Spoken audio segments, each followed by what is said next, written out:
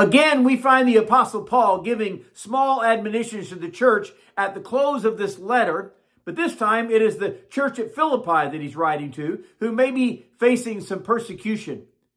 Good morning. This is Pastor Ernie Lewis of the Blue Point Church in Sisney, Illinois, with your thoughts for Wednesday. We can read about the opposition that Paul faced in Philippi over in Acts chapter 16, when he was seeking to plant a body of believers in this city. So we know the Christians there continued to face persecution at the hands of their challengers.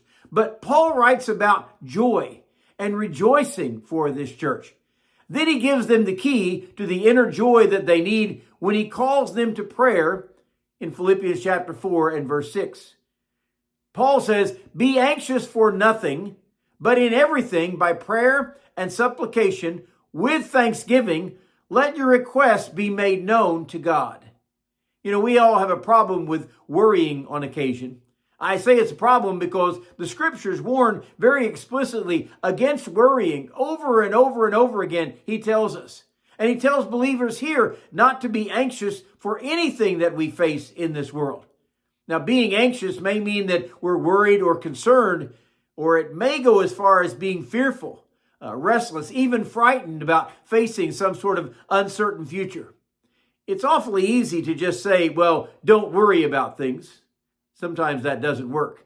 Bobby McFerrin made this idea famous in the 1980s with his little song, "Don't Worry, Be Happy." I don't know how well it worked in trying to keep us from worrying.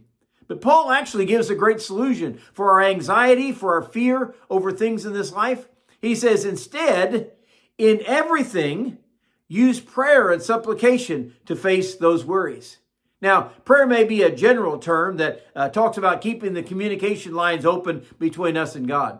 But supplication means to petition him, to appeal to God for those answers.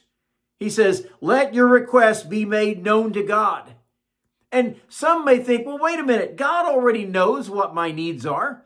So why doesn't he just supply them instead of me having to ask? Well, you realize when we actually verbalize our request to the Lord, it is an act of faith.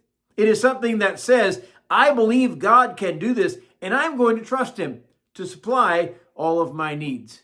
He also mentions the fact that these requests should be made with thanksgiving. Now, you may say again, how can I be thankful when I haven't even made the request yet?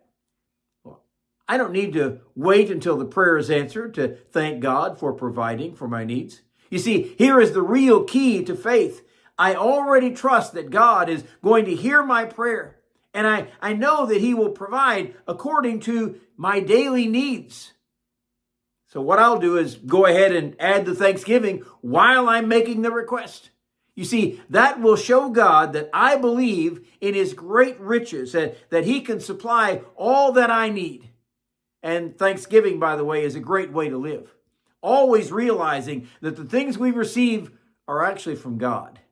And we should be thankful daily for the blessings that he gives us and those requests that he answers.